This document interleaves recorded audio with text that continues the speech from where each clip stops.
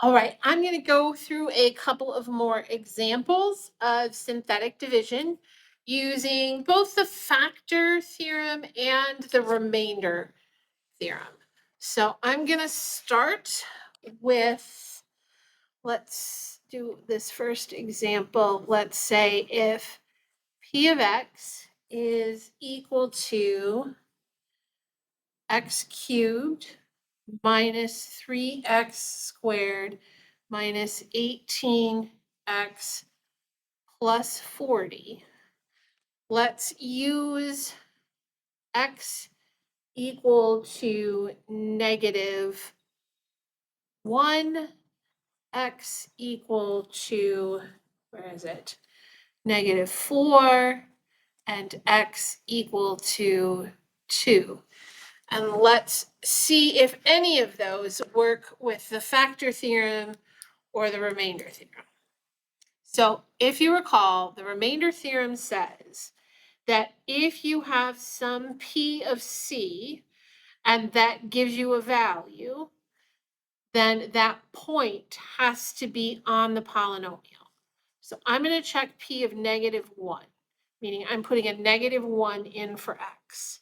So I'm going to have a negative 1 cubed minus 3 times a negative 1 squared minus 18 times a negative 1 plus 40. And if I put all of that together, this is going to give me a negative 1 minus a 3 plus 18 plus a 40. So what do I got? 58 minus 4, that's a 54. I know that p of negative 1 is equal to 54. This is not a factor. I did not get a 0. So I've got p of negative 1 is 54. It is not an entire waste, though, because I now know that when my x value is negative 1, my y value is 54. And negative 154 has to be a point on the graph of this polynomial. Let's try the next value, p of negative 4.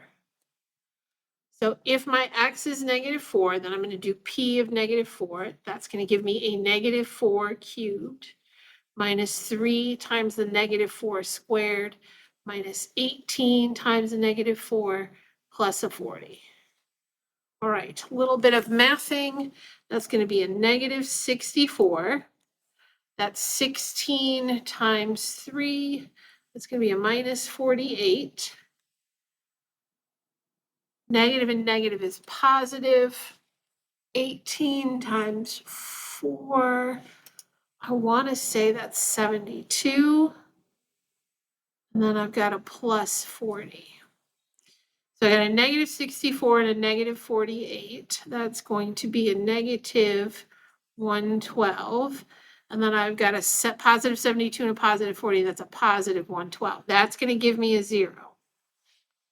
Since p of negative 4 is equal to 0, this gives me the point negative 4, 0 is a solution to this graph. It is a point that is on this graph. It is an x-intercept. It is a solution. Remember, these are interchangeable. My x equal negative 4 is a solution, and x minus a minus 4 is a factor. So x plus 4 is a factor. All right, let's try the 2. Let's see p of 2.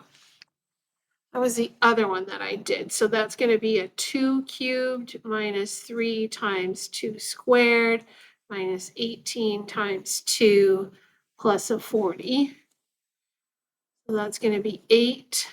2 cubed is 8. 2 squared is 4 times a negative 3 is a minus 12 minus 36 plus 40. Oh, this is close.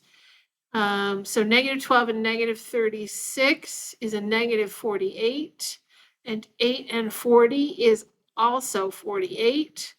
So this is also a 0. So p of 2 is 0. So 2, 0 is also an x-intercept. It's a solution. We know x is equal to 2, and that x minus 2 is a factor. So I actually have 2 to choose from. I cannot use this one in synthetic division, but I could use a -4 or I could use a 2. I'm going to choose to use the 2 just because it's the lower number. So here's what I'm going to do. Using the coefficients, and it's 3, 2, 1, none, so that'll work. I've got a 1, a -3, a -18, and a 40. I'm going to put the 2 in. And then I'm going to use synthetic division here to factor this out. So 1 comes on down. 2 times 1 is 2. -3 plus 2 is a -1. 2 times a -1 is a -2. -18 plus a -2 is a -20. -20 times 2 is a -40, and that gives me a 0. So I know I have 1, 1, and -20. So this, the 1, -1, and -20, I know a couple of things, and I can do this a couple of different ways at this point. I do know that this could be written as x squared minus x minus 20. So there's a couple of different things that can happen. Maybe you recognize that this is factorable, and I have an x minus 5 and an x plus 4. So that gives me 2 more factors. If you don't recognize it as factorable, you could use quadratic formula. X is equal to the opposite of b, so that's going to be 1, plus or minus the square root of b squared, that's a 1, minus 4 times 1 times a -20, all over 2a, or 2 times 1, which is 2. So that's going to be a 1/2 plus or minus, let's see, that's going to be 1 plus 80, the square root of 81. Oh, that's 9. That's fine. So this is going to give us 1/2 plus or minus 9/2. 1 plus 9 is 10 over 2, or 5. And 1 minus 9 is a -8 over 2, or -4. That still gives us the factors of, sorry, I lost it. That still gives us the factors of x minus 5, x plus 4. So to write this out in factored form,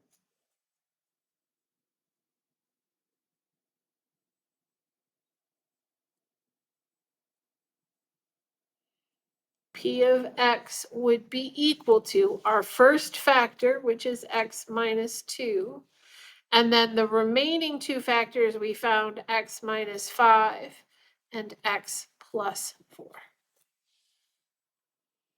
And that's our P of x. Huge. All right, shall we try another one?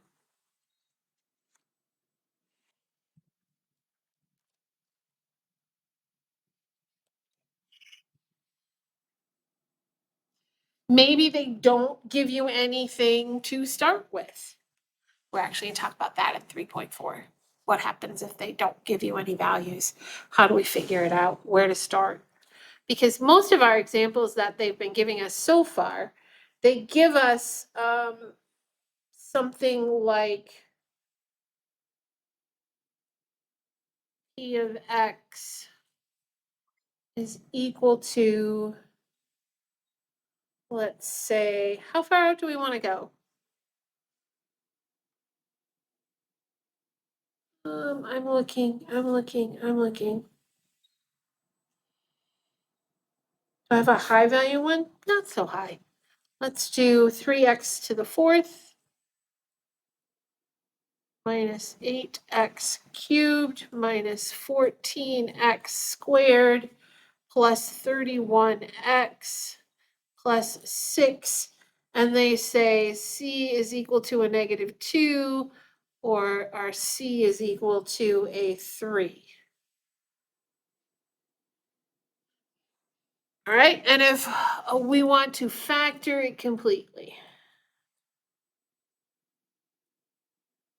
So they're going to get us started here. That's what they've done, is they've gotten us started with a C equals a -2 or C equals 3. So I'm going to first do P of -2. I'm going to put a -2 in there. That's a -2 to the 4th minus 8, -2 to the 3rd minus 14, -2 squared plus 31 times a -2 plus 6. And then I'm going to grab a calculator. 2 to the 4th is 16 times 3 is 48.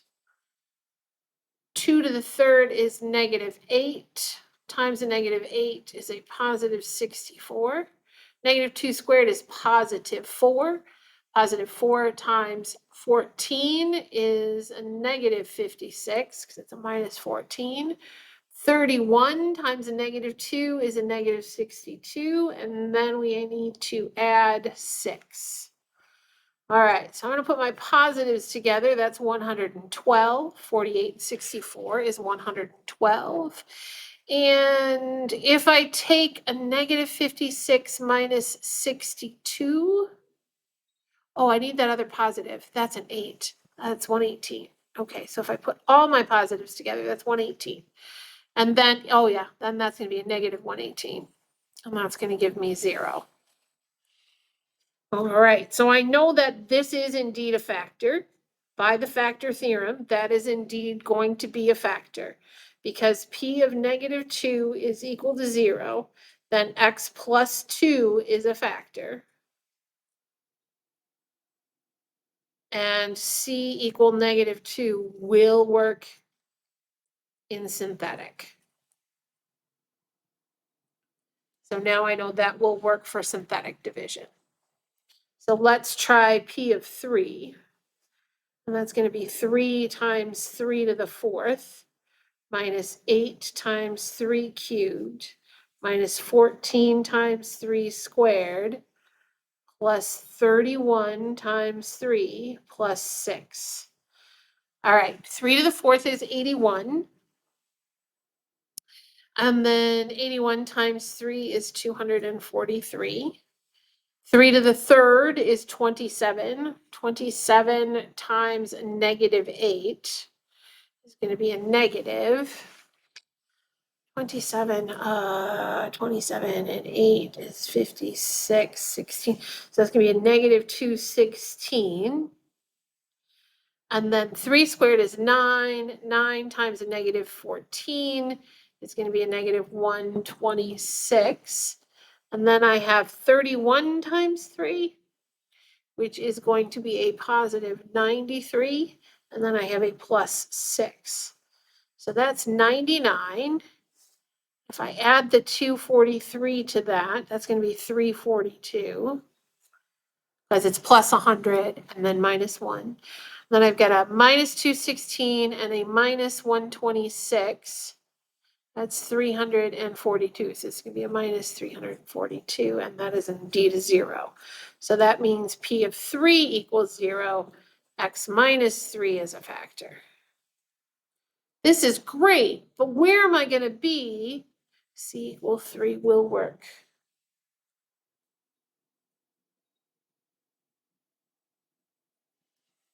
And I know two of the 4 possible factors now.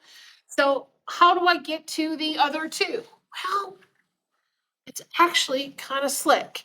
So I'm going to use my synthetic division. 3, the 3, a -8, a -14, a 31, and a 6. And I know that -2 is a factor. So it does have to work in this synthetic division. I should get a remainder of 0. So that 3 comes down. -2 times 3 is -6. Add them, I get a negative 14. Negative 2 times negative 14 is 28. Add them, I get a positive 14. Negative 2 times a negative 14 is a negative 28. Add 31 to negative 28, I get a positive 3. Negative 2 times 3 is a negative 6. Add them together and I get a 0. So I now know that one of my factors, or I knew before, I've got the factor of x plus 2. And you see here, this should be 3x cubed minus 14x squared plus 14x plus 3.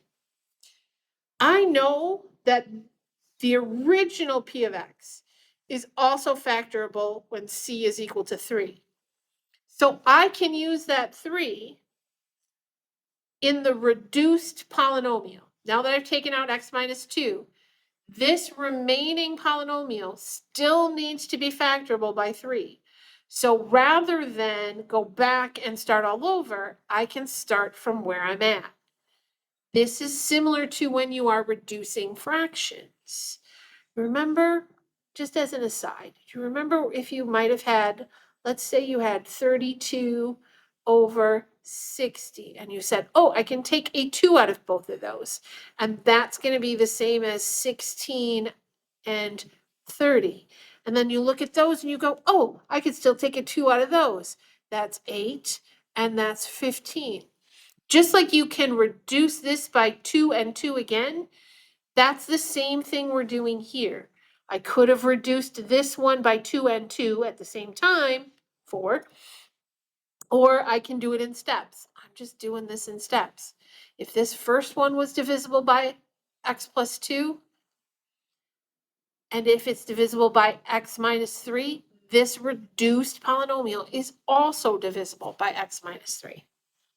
So I don't need to start all over. Drop the 3 down. 3 times 3 is 9. Negative 14 plus 9 is a negative 5. 3 times a negative 5 is a negative 15. 14 plus a negative 15 is a negative 1. 3 times a negative 1 is a negative 3. And you see I still get a 0. And what I've done, now this reduced polynomial again is a 3x squared minus 5x minus 1. That's my reduced polynomial. Is it factorable? That's what we want to check. Right? Are there two numbers that multiply to give you a negative 3, but when you add them, you get a negative 5? I hate to break it to you, that ain't going to work. Again, the negative 3 comes from 3 times a negative 1, first times the last. And you need to add the factors of that number, need to add to your middle term. So we want to multiply to be a negative 3 and add to be a negative 5. It is not factorable. If it is not factorable, then we can split it apart using quadratic. Quadratic formula, once again, is x is equal to the opposite of b plus or minus the square root of b squared minus 4ac, all over 2a. And I'm hoping that this one works out. So I'm going to get x is equal to the opposite of 5. It's going to be 5 plus or minus the square root of b squared, that's 5 squared, 25, minus 4 times a times c, negative 1. All of this over 2 times a, that's a 6. So this is going to be 5, 6 plus or minus the square root of, that's 25 plus 12, that's a 37 over 6. So this x has two possibilities. It is 5, 6 plus square root of 37 over 6, and it is 5, 6 minus the square root of 37 over 6. If I list all the factors,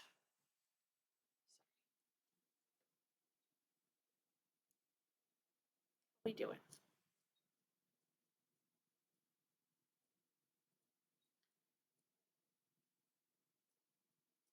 Then my P of X is the X plus 2, that's the first one we got. The X minus 3, that's the second one we got. And now we have to list the quadratic factors. It's an X minus 5, 6. Now this minus is going to switch that one, minus the square root of 37 over 6. That's one. And then the other one will be X minus 5, 6. That subtraction is going to switch the sign on that, plus the square root of 37 over 6. And now we have written the polynomial in the fully factored form.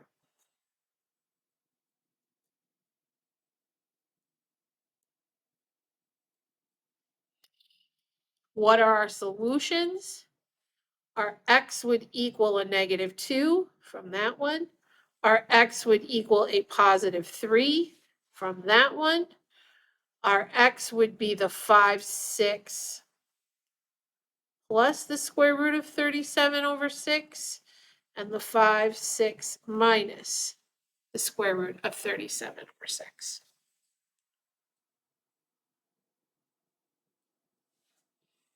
There we go.